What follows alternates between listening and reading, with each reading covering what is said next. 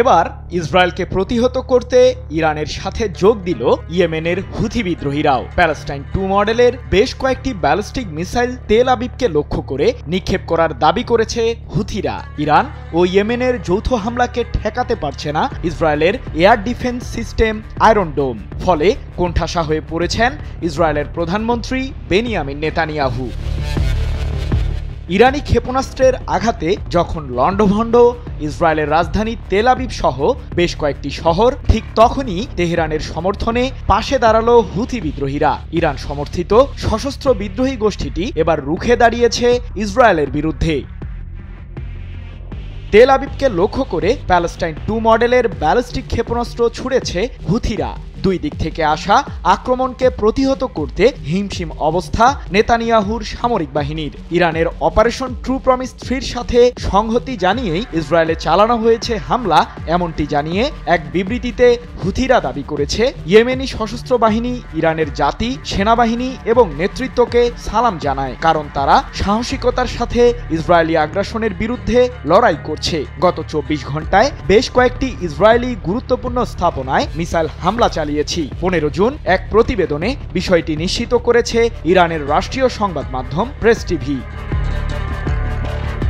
এদিকে ইরানকে লক্ষ্য করে নেতানিয়াহুর আগ্রাসন বন্ধ না হওয়ায় আবারও তেল আবিবকে লক্ষ্য করে কমপক্ষে 50টি ব্যালিস্টিক মিসাইল নিক্ষেপ করেছে তেহরান। 15 জুন সন্ধ্যায় নতুন করে এই হামলা শুরু করে ইরানের সামরিক বাহিনী। এক প্রতিবেদনে বিষয়টি নিশ্চিত করেছে মধ্যপ্রাচ্য ভিত্তিক সংবাদ মাধ্যম তাসনিম নিউজ এজেন্সি। এর আগে গত 13 জুন রাতে হঠাৎ করেই ইরান জুড়ে বিমান হামলা শুরু করে ইসরায়েল। এতে এখন পর্যন্ত অন্তত 128 জন ইরানি নিহত হয়েছেন। এছাড়াও আরও 9 শতাধিক আহত হয়েছেন। পাল্টা জবাবে তেল আবিব সহ বেশ কিছু শহরে ড্রোন ও ক্ষেপণাস্ত্র হামলা অব্যাহত রেখেছে ইরান। এখন পর্যন্ত অন্তত 14 জন ইসরায়েলি নিহতের দাবি করেছে কর্তৃপক্ষ। পাশাপাশি আহত হয়েছেন আরও শতাধিক। 15 জুন এক প্রতিবেদনে বিষয়টি নিশ্চিত করেছে ব্রিটিশ সংবাদ মাধ্যম বিবিসি।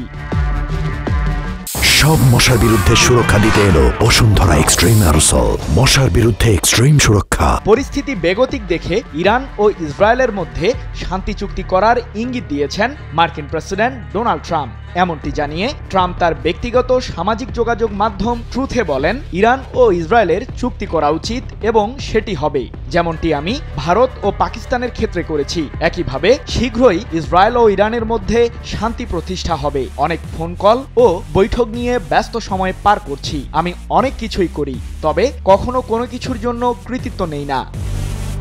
এদিকে ইরানের মিসাইলের আঘাত থেকে বেসামরিক নাগরিকদের রক্ষা করতে আগামী 30 জুন পর্যন্ত ইসরায়েল জুড়ে জরুরি অবস্থা জারি করেছে প্রধানমন্ত্রী নেতানিয়াহু সরকার।